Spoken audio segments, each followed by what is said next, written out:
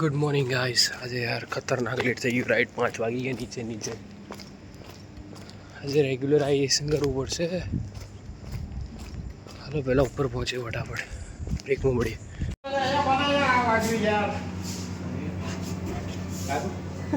વિશાલભાઈને વાગ્યું. પેલા brand ambassador 10 દિવસ રજા ઉપર ઉતરી જશે ને તો ભૂકા બોલાઈ જશે. ગાઈસ આપણે આવી ગયા છે પાછા દુકાને બ્રેકમાં.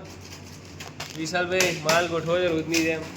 નવો ફ્રેશ હા તો કાલ થોડુંક બહુ નહોતો પડ્યો. માથું થોડુંક ભીનું થયું હતું અને ટી શર્ટ થોડી ભીની થઈ ગઈ હતી. ભાઈ એ તો એમ કહું કે પેલો શું કહેવાય કંપનીનો છે ને એક પેલો રસોઈ બનાવવાવાળો ભાઈ આવે ને એ મળી ગયો મને. એ છત્રી લઈ ગયો. મેં કીધું ઉભો ભાઈ આમ છત્રી પકડી ભાઈ ગયા આવે. કાકા એ ક્યાં બોલે છે? ગેટ આગળ બોલ્યો. રસોડું 13માં માળે છે. 13માં માળે છે. 12માં. ચડવાનું થોડી છે. પણ હું કઈ ગયો તો હું તો ભાઈ રસોઈમાં તમે હેલ્પ કરો. એટલે 4-5 જણા આપણે શું હેલ્પ કરીએ? તો ભાઈ આ કહેવાય ને ખાસું મોટું લીધું છે લોકો પેન્ટિંગ માટે. એમાં લગભગ મહારાજનું છે હશે. રાજાભાઈ એ કહેતા હતા. એને પૂછજો. એને સીજી કરીને છે કોઈ? એને સીજીમાં કોઈ છે?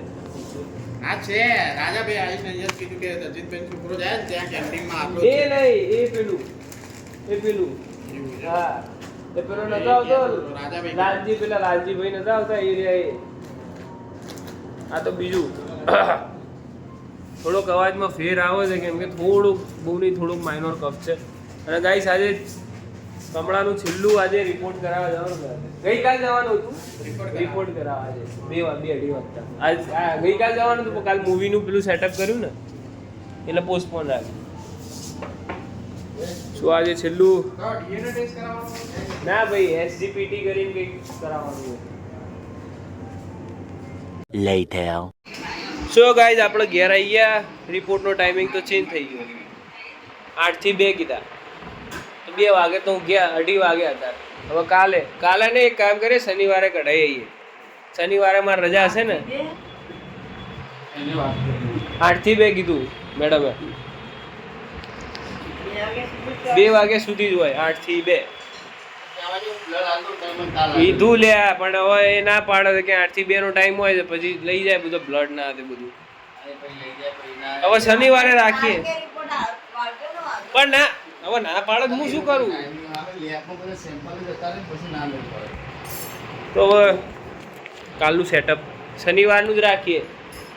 શનિવારે અમે રજા છે.